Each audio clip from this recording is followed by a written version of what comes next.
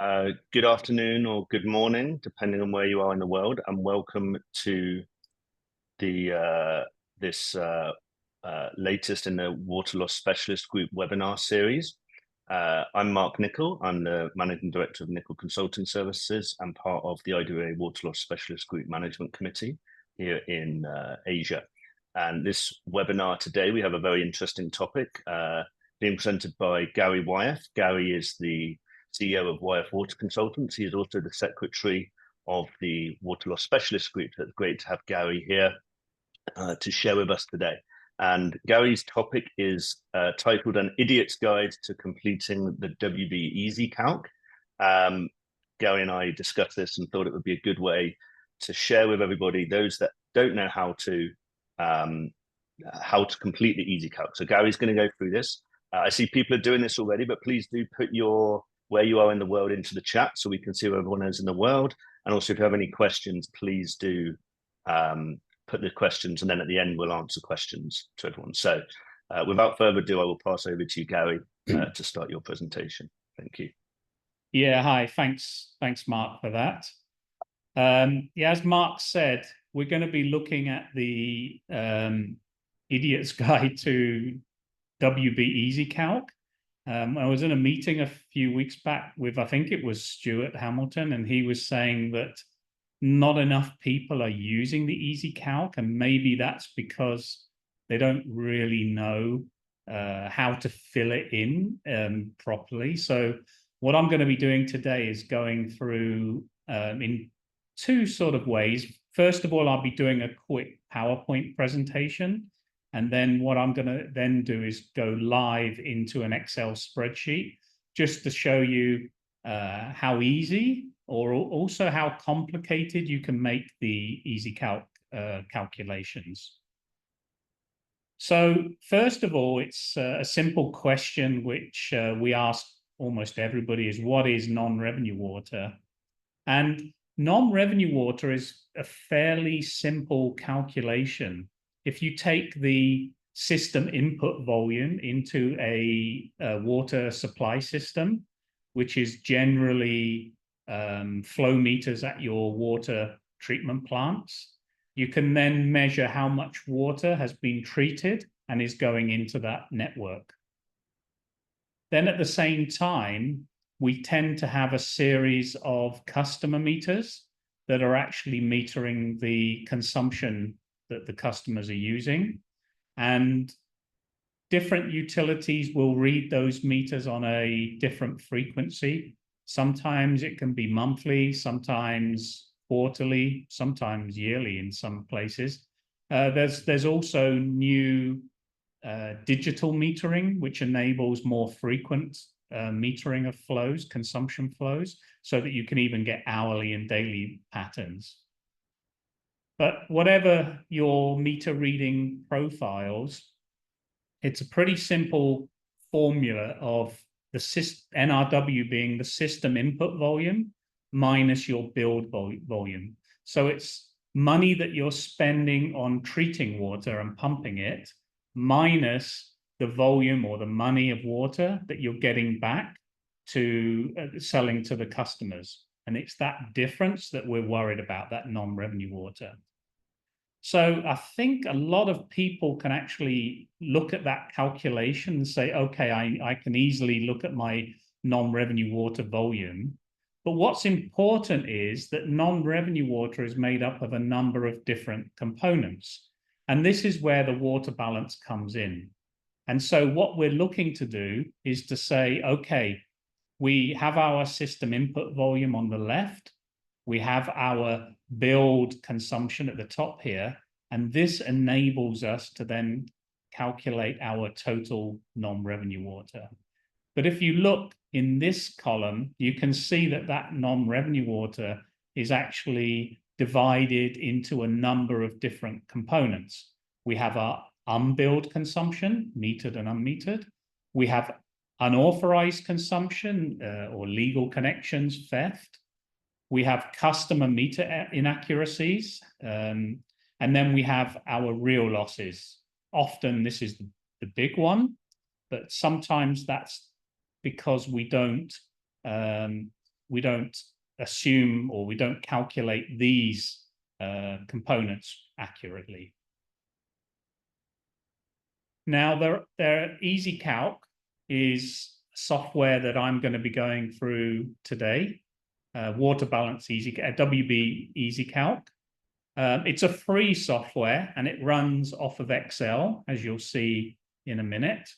And you can go onto the website that you can see the bottom, www.limburger.cc, and you can download a free copy of that EasyCalc. So there's no excuses for people not being able to have a go at this. Now, there has been an upgrade to EasyCalc, which is now called WCB-EasyCalc, which is the water and carbon balance. And I'll talk a little bit more about that. And that one can be downloaded on a different website that you can see at the bottom, which is globalnrw.com. Free downloads, free software. Globalnrw.com also has a lot of other good material in terms of papers, documents, softwares that you can download that will help you in terms of managing your non-revenue water. So what's the difference between WB-EasyCalc and WCB-EasyCalc? Well, they're almost the same. Filling in the sheets, I'd say it's more than 90, maybe more than 95% the same. What is different, and you can see it down here, is it enables us to have two balances. We have the standard water balance in terms of volume per year, volume per day, volume for the period we're looking at. Or we have the carbon. So this is actually in tons of carbon per year, tons per day, tons of carbon per period. So initially, or in the past, most utilities have been looking at non-revenue water in terms of volume. Now, some utilities are starting to look at it in terms of carbon as well. There are reasons for that in terms of funding, utilities wanting to become carbon neutral. And so I think as we move forward into the future, it's going to become more and more of an issue for utilities, and the carbon balance will become even more important. The other slight difference is, and we'll see this when we go into the Excel spreadsheet in a minute, is that EasyCalc comes in a number of different languages. You can see on the left here, WB-EasyCalc has got 25 languages, but the WCB-EasyCalc has a few more languages.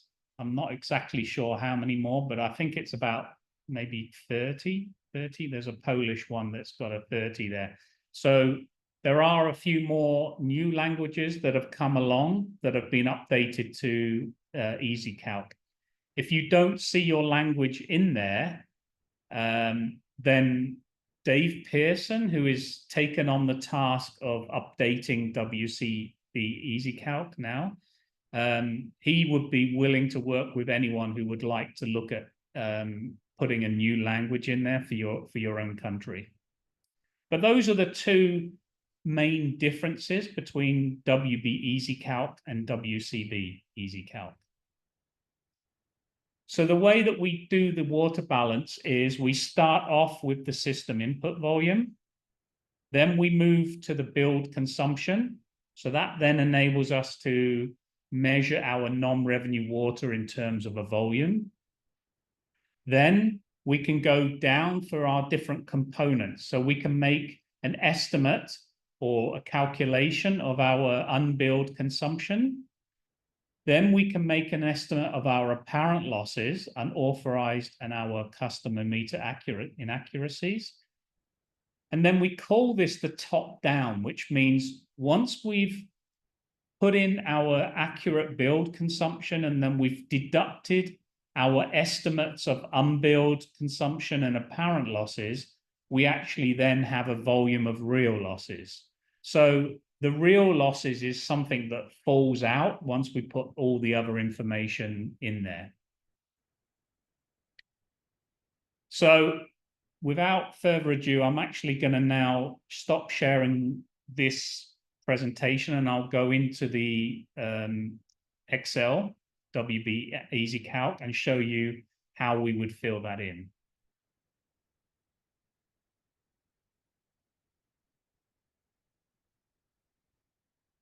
Oops.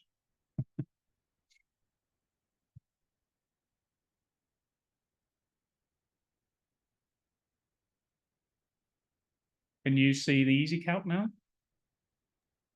Yes, we can. Thanks, Gary. Okay. So this is the start page of WB-EasyCalc. I'm going to just, from now on, I'm just going to call it EasyCalc. Okay. I think everybody knows it's EasyCalc. If we look down the bottom, you'll see that it's a number of sheets within an Excel spreadsheet, and you can see all those different sheets down the bottom. So you can actually click on these individual sheets if you want to move between sheets, or we have a menu system on the left here where we can actually click to a sheet, go back to home, click on another sheet, go back to home. But we'll go through the different methods as we go through. Probably the first thing that you need to do when you set up your EasyCalc is to select the language that you want to use. And as I mentioned, it's quite easy. You click on Change Language, and you can see that there's a number of languages here that you can select. So, for example, I know Mulaney's here, so we've got Portuguese, Brazilian, so we would change that to 11 and then go back. And you can see now that all of the information is in Portuguese. And if I go to some of the pages, you can see that it's in the Portuguese language. So it's up to you what language you obviously feel comfortable with. I'm going to go with English because that's the only one I know, and go back home. The next thing that we want to do is to just highlight the name, just so that we're saving, when we save the information, we know what we're doing this EasyCalc for, is to put a utility name in. So I'll just do something simple and put ABC water supply. And then a lot of people will actually do a water balance for a year. So they would do a yearly balance. You don't have to do a yearly balance. You could do a monthly balance. You could do a 3-monthly, a 6-monthly. But we normally would put an indicator in here. I think this was put in because people would put in a year. So they would say, this is the water balance for 2023. But we could say, okay, I want to do a 3-month rolling average, and I'm going to do July, August, September. And that's the 3 months that I'm going to be doing. It's up to you. It's just a way for you to remember what this water balance covers as well. But this is the critical one on the front page, the number of days. So this is the number of days that your system input volume you're using and your build consumption that you're using. So it could be 365 days if you're planning to do the water balance for 1 year. It could be something like 91 days if you're looking at 3 months, July, August, September. If you're just looking at 1 month, it could be a 30-day period. But it's critical that you get this right, that you'll get the number of days right for the period that you're doing the water balance. Because if we go across here, or I can do it on here, you'll see that we have water balance in meters cubed per year. We have water balance in meters cubed per day, and we have water balance for the period. Now, for the day one, what's actually going to happen is it's going to take the volume that we've going to put in for our system input volume and our billed consumption volume, and it's going to divide by the number of days here. So if we get the number of days wrong, then it puts the whole balance out of kilter, and you won't get accurate information. So just make sure that you're putting this number of days in correctly in here. So that's the front page. And I think then we can start to enter the data in.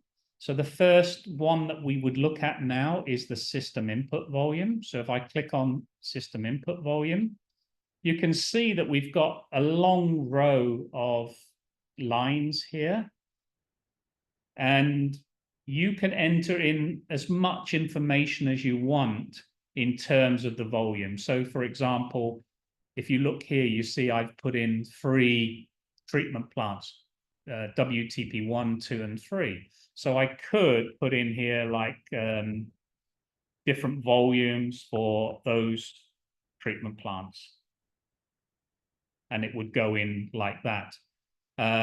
If we were looking at, let's say, a 3-monthly period, you could have WTP1 for the first month, WTP1 for the second month, WTP for the third month. So you can put as much information as you wanted. You could even just get rid of these and put total and just put 1 volume of system input volume in there. Now, one of the things that EasyCalc does also is it looks at the accuracy of your non-revenue water calculations. And it does that by looking at the error margin of the data that you're putting into EasyCalc. So when we look at this error margin, it's saying to you, okay, you've said that the volume from this treatment plant is 10,000 cubic meters, but what do you think is the error margin of that? What's the plus or minus there? And obviously that comes down to a few things like the metering that you're using to measure this coming from the treatment plant.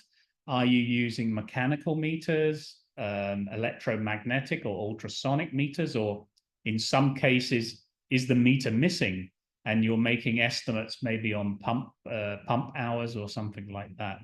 So we need to put in some error margins here, and it depends a lot on the meter type itself. So for example, if you're looking at electromagnetic meters, they tend to be quite accurate, and the manufacturers will probably tell you that they're around 0.5%. But once you've installed them on site, the accuracy might be lost a little bit due to the installation, the straight length pipes or any stray currents or anything. So we might say, okay, let's make it 1% for these here. But it may differ. If you have mechanical meters, you're looking maybe at 2 to 5%. Maybe ultrasonics could be a different range as well. So you really need to be considering how accurate you think your meters are.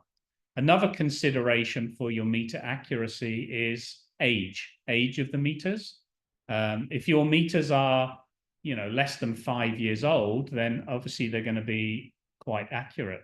If they're older than 20 years, then maybe the accuracy has died off a bit and you need to be increasing this accuracy here. Don't worry about what you put in here because it doesn't affect the non-revenue water calculation. As I'll show you later on, it just shows you how much it could be, your NRW volume could be plus or minus. If we scroll down, you'll just see that there at the bottom there would be a total. And so this is our best estimate. And then based on the error margin, you can see that we have a minimum and a maximum. So the next one, we can either click on the bottom here again, or we can click on home and then click on billed consumption. So now we're looking at our billed consumption. This is the water that our customers are paying for and the volume that we're getting money for, revenue for. If we look at the left-hand side, you can see that we've got metered consumption, and on the right-hand side, we have unmetered consumption. There are quite a few utilities in the world that don't have 100% metering. There may be, I mean, the UK is a prime example where a lot of customers don't have meters. But majority, I think, of utilities try to have metered consumption, although maybe not all of the meters are working. But even if you make estimates of some of your customers, you need to put those estimates in here as well. So the first box that we can see here is the bulk water supply. So if you have a treatment plant that's feeding into a utility, and then that utility, the network has a cross connection that supplies another utility or another district, then if there's a meter there that's feeding that other district, which you're not worried about in terms of non-revenue water, then that becomes a bulk supply. We're just measuring how much is going to that other utility, and maybe you sell the water to them, and you can put it in here as this bulk supply. And we have two bulk supplies. We have metered and we have unmetered. So if you have a supply that you meter and you then sell it to that next utility, you can put the volume in here like that if you wanted. If it's not metered, then you would need to maybe make an estimate of how much would go into that, go to that other utility as a bulk supply. Most utilities may not have any bulk supplies, so you would just leave it as zero. If that's the case, you could just leave it as zero. But probably the big one is these residential volumes. So these are the volumes that you're supplying to your customers, feeding to them. So it could be something like 6,000 to residential. Your industrial might be 3,000, and maybe your commercial is 5,000. So we've now got the volumes of water that we're supplying to our metered customer. If you have unmetered customers, then you need to also make an estimate of how much those unmetered supplies are getting as well. This could be done on some, like in the UK, customers are billed based on the size of their house and the number of bathrooms that they have. So you could use that information to work out what the unmetered volume could be. But there are ways of just doing that estimating of what you think that unmetered consumption could be. So that's basically how we would complete the billed metered consumption. And if we go down, you can see that we now have a total of billed metered consumption.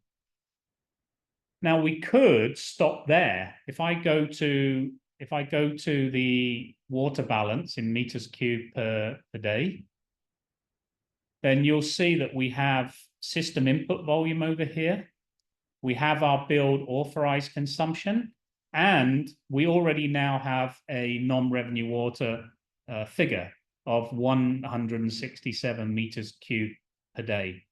So you could use EasyCalc as a way of just calculating your total non-revenue water, but you'll see that all of these components are zero at the moment, and by putting in estimates for these components, we're actually going to get a lot more information out of the EasyCalc. So let's go back to the start, and let's now look at the third page, which is unbilled metered consumption. So, unbilled consumption.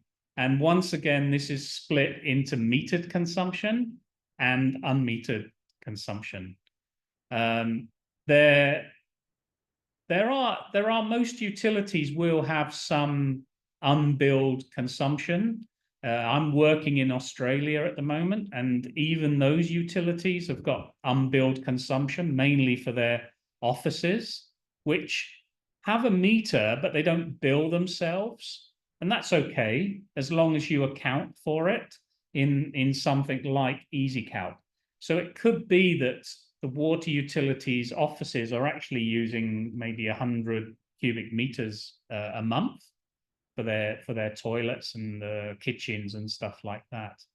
There may be some other metered consumption that you may be looking at. That there could be things like religious buildings, temples, mosques, churches, that you meter the supply, but under the regulation from that government or that country, you have to give them free water. Sometimes it can be military. So if there's any military bases, then maybe they would want free water, but you can meter how much you're giving them. And so you could put those in here as well. And I'll just write those down just so that you know the sort of things that we're looking at. Then across, we also have, I forgot to mention, we also have bulk supply here. So there may be, like we talked about with the bill consumption, you may have a supply going to another utility that is metered, but you don't bill them for it. You give them that free water. But by putting in here the volume, at least you're accounting for it so that you're not losing that water. And I'll explain later when we look at the water balance sheet why it's important that we do account for as much as possible. Then on the right-hand side, we've got unbilled, unmetered consumption. So these is water that's being used by different people that we're not metering it and we're not billing them for it. So those, I've put up some examples here. That can be firefighting. So the fire company, fire brigade, filling their tankers, their fire engines with water, or even connecting their hoses directly to the fire mains. And they could be using a certain amount of water as well to put out fires. Mains flushing. So this is the utility itself cleaning its pipes. Often, we would often do it operationally just to clean the pipes and get rid of the silt in the bottom of the pipes.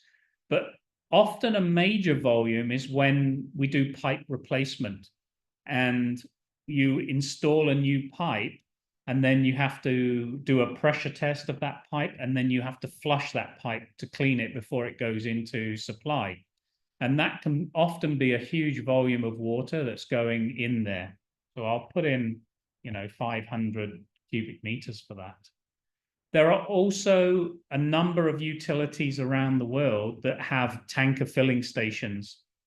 These can be at the treatment plants themselves, where a tanker would come in, you then fill the tanker and it can go off to sell water to customers outside your supply area, or even inside your supply area if you have intermittent supply problems. Now, that tanker filling can be done in two ways. It can be unbilled if you just fill the tanker. Maybe it's assumed on the tanker might be like a 5 cubic meter tanker, and you just fill it and you just say, okay, one tanker, 5 cubic meters, and you do a rough calculation like that. But it is also possible to have a meter on the filling part of the pipe so that you can accurately measure how much you're filling those tankers with. So tanker filling could be on both sides of this, depending on how your operations is arranged. So if we now move to the next page, what we've got here is we've now got the total volumes down the bottom as well. We do have over here, I forgot to say, that we have an error margin again. So it's, for example, you're firefighting. How accurate do you think that estimate is of 50 cubic meters per month? Per the period, which is 90 days in this case.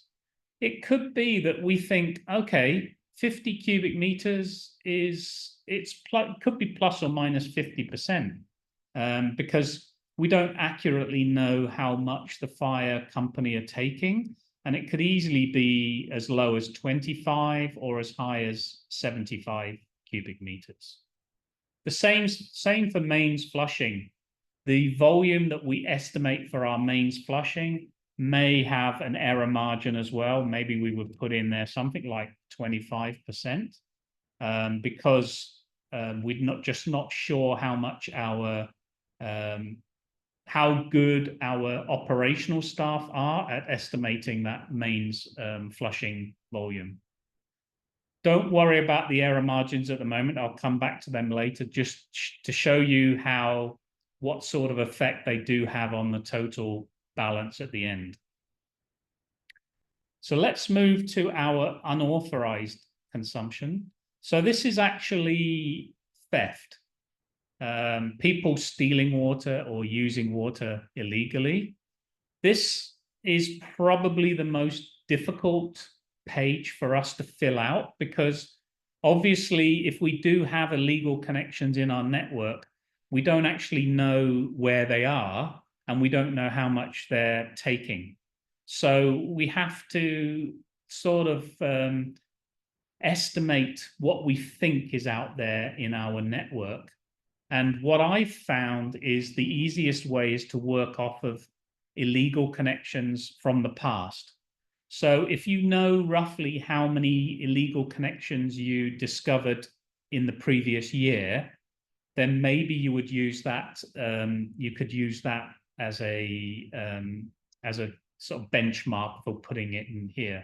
So, for example, we might have last year we may have found 4 domestic illegal connections. Once again, the error margin might be 50%, because it could be more, it could be less this year. But let's put in an error margin that sort of like gives us a bit of leeway. Then we have to assume how many people are living per house. So it could be 4, it could be 5 people. It's going to change depending on the country and whether it's rural, urban, the size of the houses. But yeah, let's just put an estimate in there. And then the last one is how many liters per person per day is the average consumption in your utility. And that's going to change a lot from country to country and from utility to utility as well.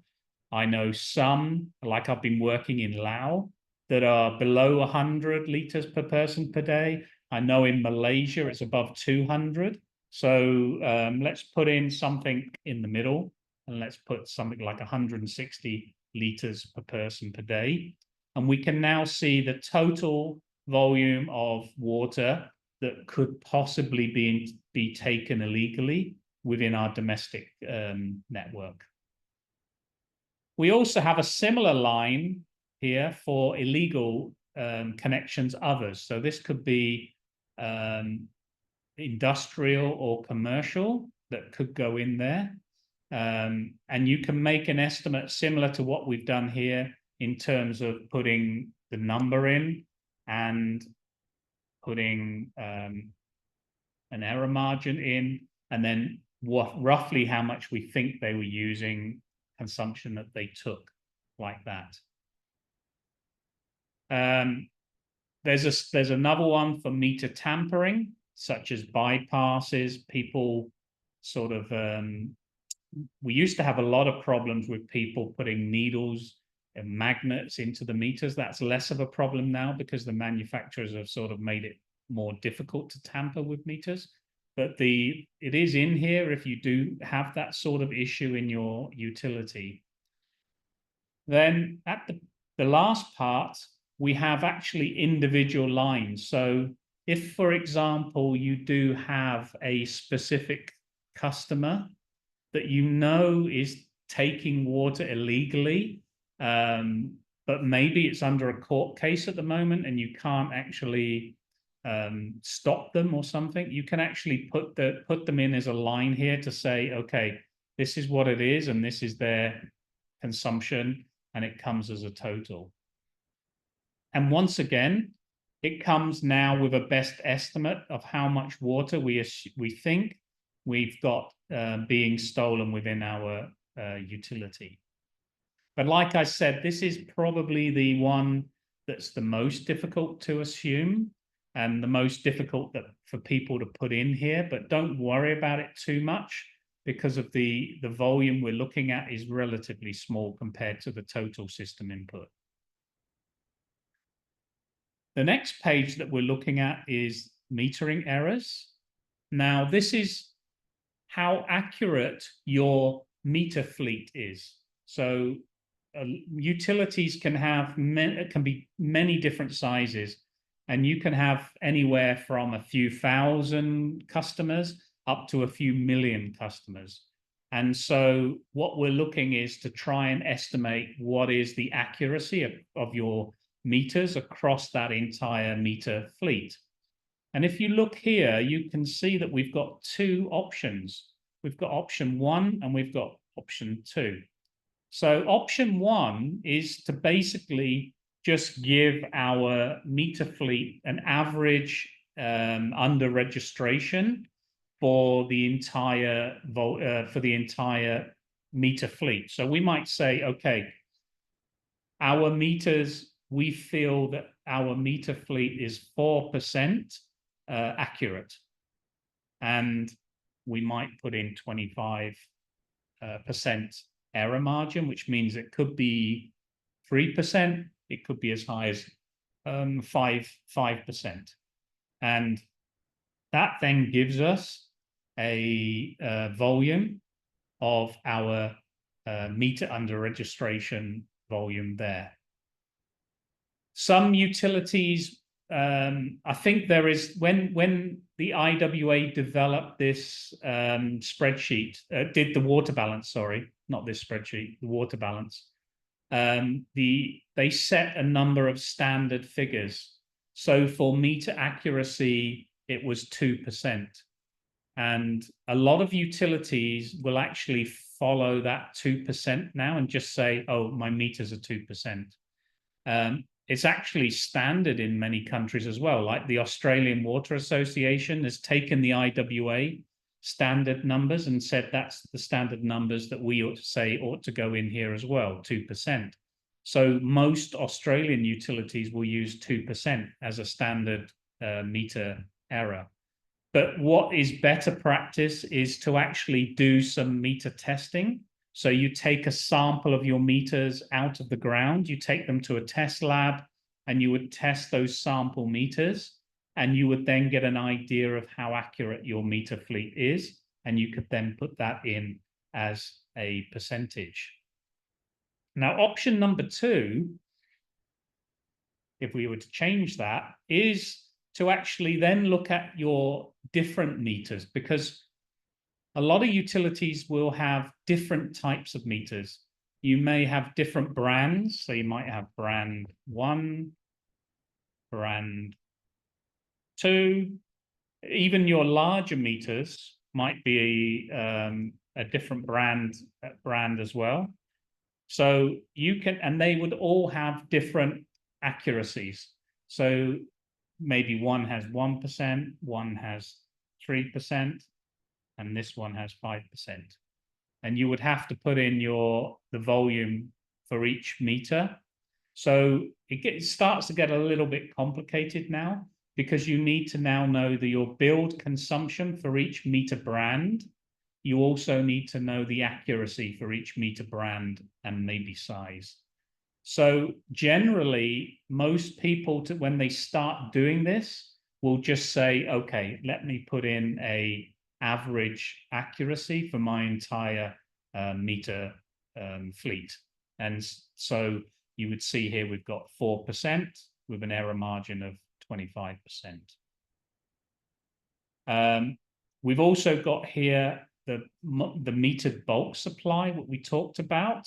Because the bulk supplies can often be a larger volume than your other customers, it's important that we put in an accuracy for that meter. So maybe this is a mechanical meter and we would put in a 5% here for that meter. Maybe it's an old mechanical meter. And we've also got the unbilled, which is the customer. Let's say it was, in this case, we've said it's the utilities office and it's their meter. So it will be the same as the other meters, and we can just put that in there as well.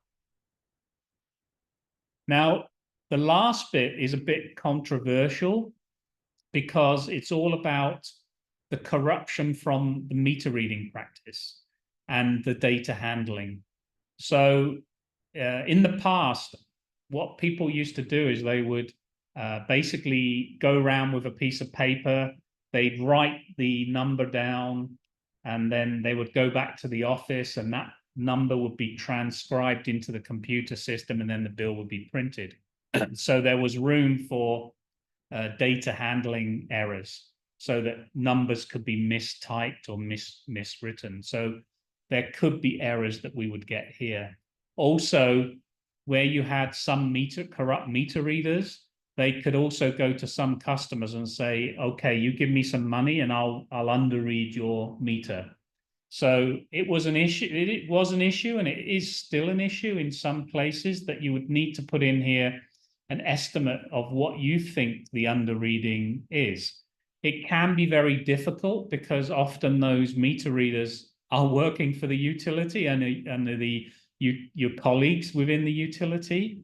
So a lot of people, when they're doing this, will just say, oh, we don't have any corrupt meter reading. But often there is corrupt meter reading, and it's just not accounted for.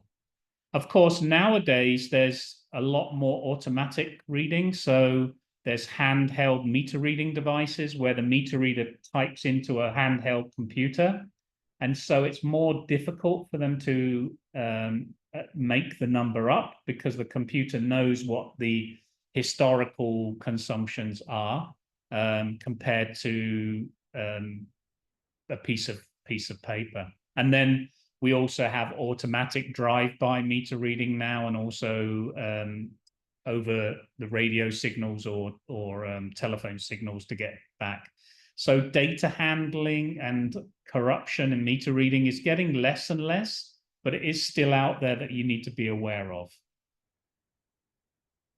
The next one is network. So with these other ones that we've put in here, we've actually finished our water balance. What we're looking at now with the next three, network and pressure and intermittent supply, is looking at the ILI calculation.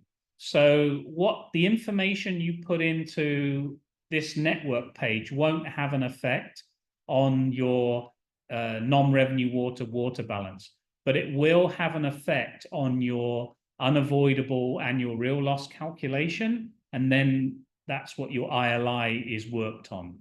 So it is important that you do get this right, but it won't have a big impact on your non-revenue water volumes. So what we're looking for here is the length of pipes. Once again, you can see that there's a number of rows, so you can put in multiple rows in here, or you could just have a total if you wanted. So we might say something like, okay, we've got 1,200 meters of transmission, and we've got 2,800 meters of distribution pipes. Depending on how good your mapping is or your GIS is, you can also say, you can put in here an underestimation or an error margin. So you could say, well, there is, our GIS is not that accurate. There's still some pipes to go in. So we think that maybe there's another 500 kilometers of 500 kilometers or meters? Kilometers of pipe, which is missing off our GIS, and that would need to go in. You could also put an error margin in as well, but we'll leave it just by saying that 500 there. Then, as part of the ILI or the UARL calculation, we need to know the number of customers. So for example, we might want to put in here, let's say there is 10,000 customers. And we're pretty confident that that's how many customers we have because we know our customers. We don't think there's any missing off of our system. So we could put a 0% in there. But once again, if you don't feel confident in that, then you could change that as well. Then we look at connections. And there is a big difference between service connections and customers. And if I go across to this drawing, which you can see on the right-hand side here, it's a very good drawing that describes the difference between service connections and customers. So majority of the network that you're going to find is that you're going to have a single service connection feeding a single customer. And so there may be some utilities that it's going to be all of their system is this, which means we would say, okay, we've got 10,000 connections as well as 10,000 customers. But there may be cases in some countries where you have one service connection, which is feeding 2 customers, or maybe one service connection that's feeding multiple customers. Or even as you can see in here where we've got apartment blocks, where if you have an individual meter for each customer, you're looking at one service connection plus all of these meters as customers. Or if you have a bulk meter on the inlet to the apartment, you've got one service connection and one customer. So it's something that you as a utility would need to have a look at to decide basically how your system is arranged, and then working out what you think your number of connections is compared to your number of customers. And so I'm going to put in here that we do have a slight difference, and we'll make it 9,000 connections. The other one that you also need to consider is any inactive accounts.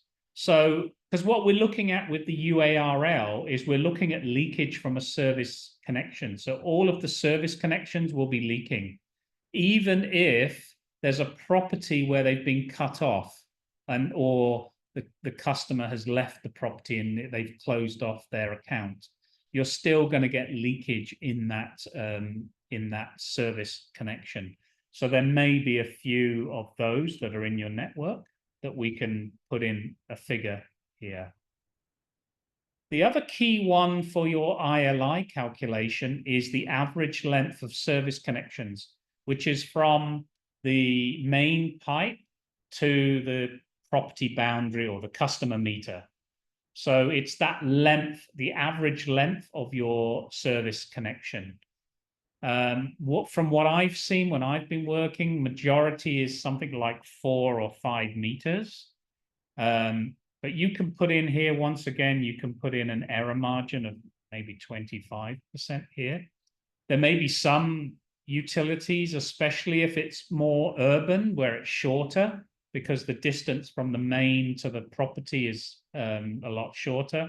Or if it's a utility with a lot of rural, then it may be longer as well. Next, we come to pressure. So what this is once again for the ILI, is looking at the average pressure that we can then put into the ILI or the UARL calculation. You can either put in a total, an average pressure for the whole of your network, or if you've got different zones and you know the average pressure for those zones, then you can divide it up. Because we're running short of time, I'm actually just going to put in total here, and which was how many connections? Can't remember now. 9,000. And we'll put an average pressure of 50 meters. Obviously, that's going to be a lot different for all of that. And we'll put an error margin here. And the error margin obviously depends a lot on how you're measuring your average pressure. Do you have a lot of data loggers out there? If you have a lot of data loggers, then maybe it's more accurate, your calculation. If you don't have any data loggers and you're just going out with a pressure gauge at certain times of the day, then maybe this error margin would be a lot higher. So that's simple for pressure. Then we have intermittent supply. If you have a continuous network that's continuously being supplied, you don't have to do anything on this sheet because it's already in there at 24 hours supply. But if you do have some, you could put in here the number of connections that are getting water. And you could say how many days a week do they get it? So it could be this one's getting 7 days a week, but only getting it for 20 hours a day. This one's getting it 5 days a week, but for 24 hours. Maybe this one is something like 3 or 12. And so down here, we would actually have your best estimate of how much water is being supplied to each customer. So it's important to make sure that you understand if you have a continuous supply or how much intermittent supply that you have in your system. But I'm going to just assume that we have continuous at the moment.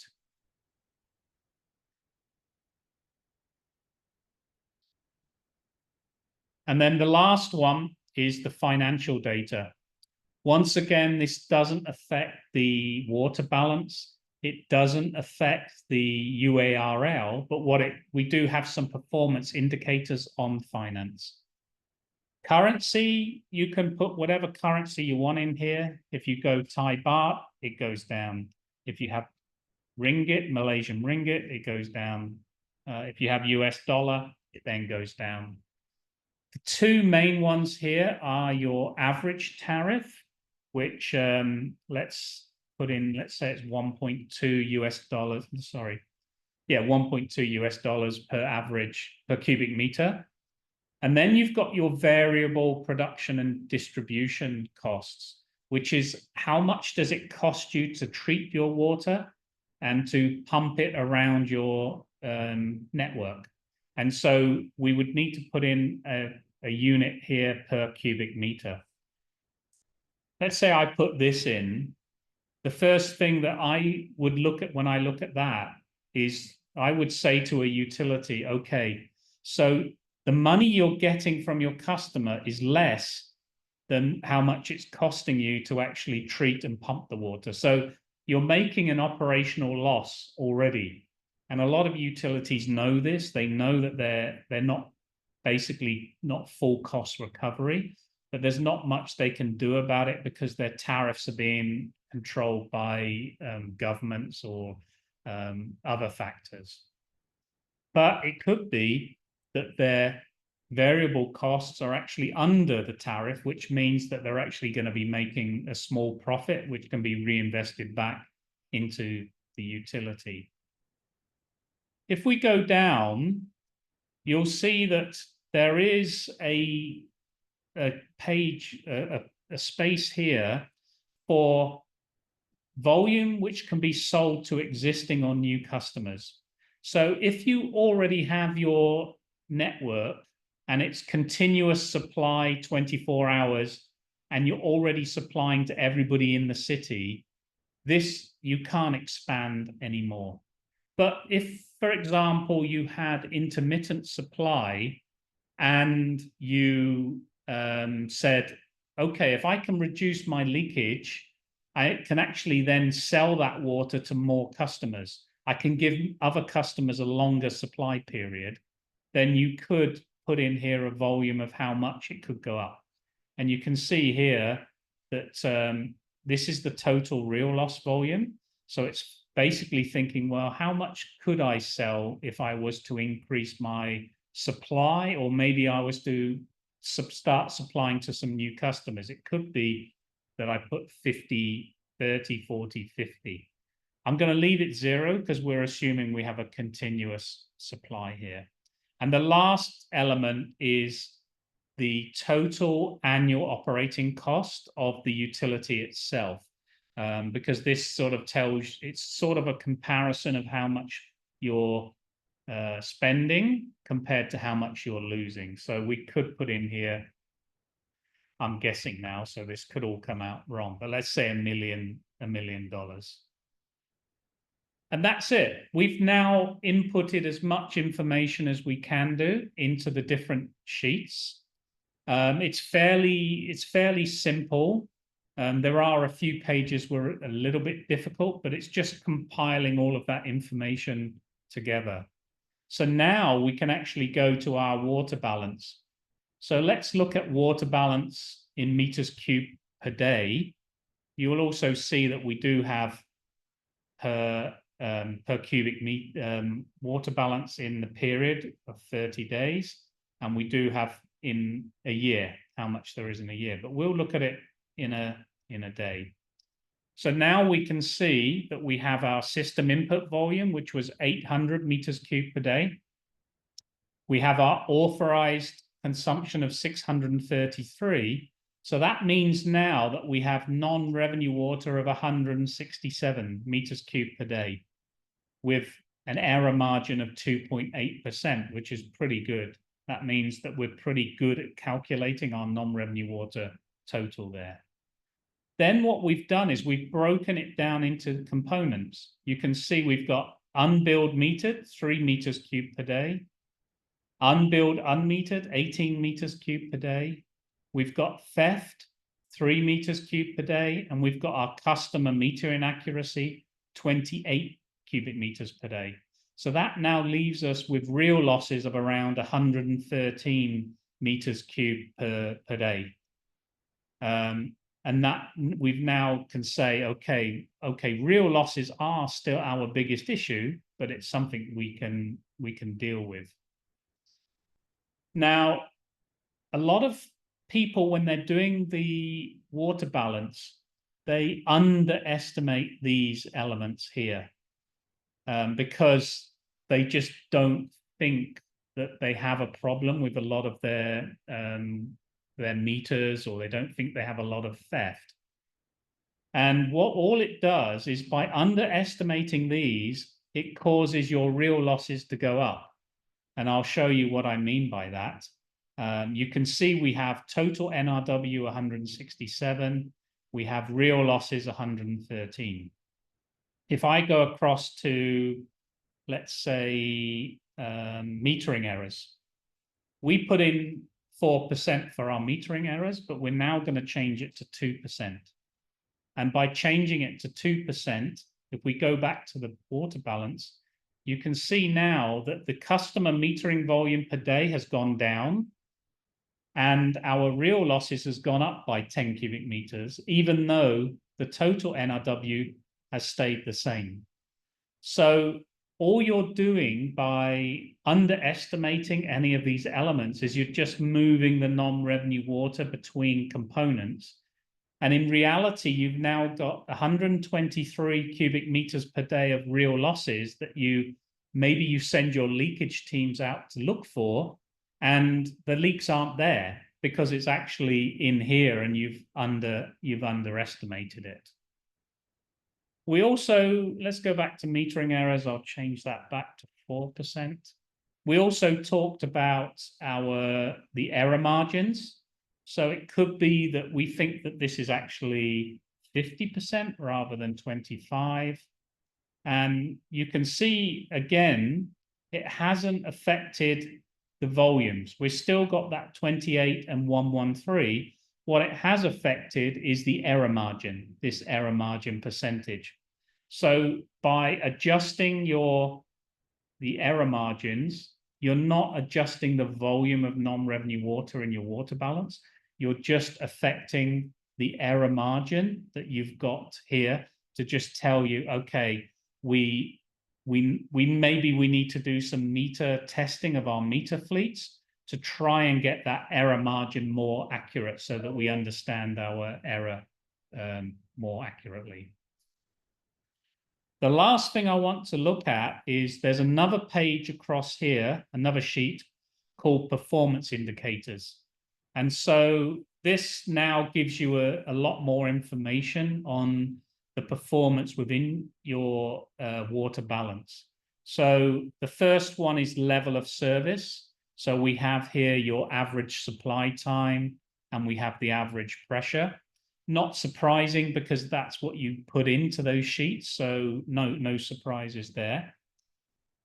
We then have our current annual volume of real losses that we were just looking at on the water balance of 113 meters cubed per day. And we've got an unavoidable annual real loss. Because I was just making up the data as we went along, you can see that it's ridiculously high, probably due to one of the things like the number of connections or the length of pipes that I put in. But based on that, it would then be able to calculate your ILI, your infrastructure leakage index, to give you an indication of what your ILI was. Over here, we actually have some charts that enable you to look at your ILI. So if we click on this one, you can see that we now have a chart with ILIs for lower middle income countries and standard. And you can see where your ILI fits in compared to what pressure you have in your network. And you can see whether you're, what level of utility are you? Are you a A1, A2, a B, C, or D? And it then enables you to say, okay, if I'm a C, or maybe in a lower middle income, I'm a C, what do I need to do to improve? Maybe I can reduce my real losses and start to move my ILI higher. We also have real losses in different KPIs. We have liters per connection per day. We have liters per connection per day per meter of pressure. And we have meters cubed per kilometer of mains. So it looks like the problem is the kilometer of mains that I put in was just too much. We then have our apparent losses. So we have the percentage of apparent losses compared to our authorized consumption. We have apparent losses in liters per connection per day and liters per customer per day. And then we have our NRW percentage. We also have it as a percentage of the annual operating cost that I mentioned, the $1 million that we put in. And then we have it in liters per connection per day for total non-revenue water.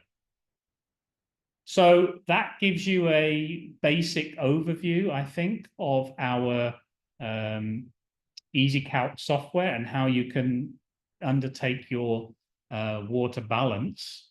I would say have a go at it. You'll probably, it's going to be very basic the first time you have a go, but you can then start to improve that, start to do some testing and get better idea of what information needs to go in so that you can improve the accuracy of your water balance. So thank you very much. I think I'm over time, but I'll hand it over to Mark if there's any questions. Thanks very much, Gary. That was very informative, very interesting. I must admit, it's over a decade since I did a water balance myself, so refreshing some grey cells there, and there's some new elements to that, certainly. We'll keep the questions pretty quick. There are a couple. There was one that was very nicely answered by Marion in the chat, but for those that are watching the recording, this will be up on YouTube in the next couple of days, so people might watch it. And it was a good question to make sure they're clear. The question was, is the system input volume before or after the treatment plant? This is interesting because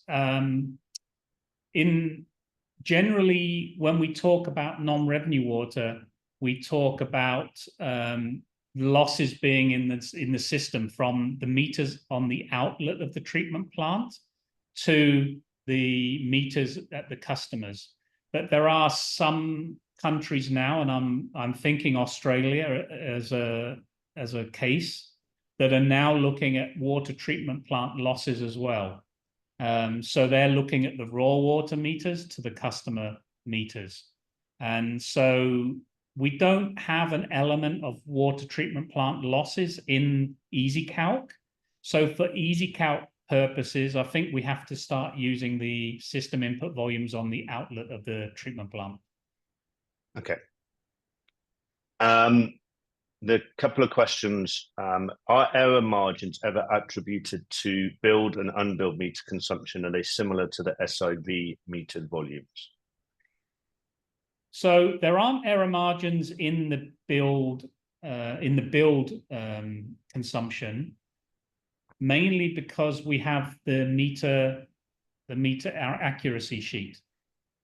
So we have meter error here, which actually takes into account those metered and unmetered billed consumptions. So we don't actually have it in this sheet at all. Yeah. And there was another question that basically asked a similar question, like if the utility is underestimating its billing issues, how would you address that? And I think you'd use that with your error margins, really, to say you're less confident in that data. Yes, but there's also a lot of things like meters. A lot of utilities, if they don't change their meters enough, they might get a lot of failed meters, or they might have meters where they can't get to the property. Maybe the meter's inside the property, so it can't be read accurately. So there can be a lot of estimations, and that's something that you need to be aware of, is how much you estimate readings of meters, either faulty meters or meters you can't get access to. And you can put it into your metering error as well here to say, okay, we have the error from our actual meters, but we also have a lot of estimations that we could put in here as well. And then a final question I'm going to answer or ask you, and then there's a couple of comments that have come through, but where meters are designed for 24-hour supply, and this particular question's come from someone in the West Bank, but where it says water visits the meter every 40 days. That I don't know if it's 4 days or 40 days.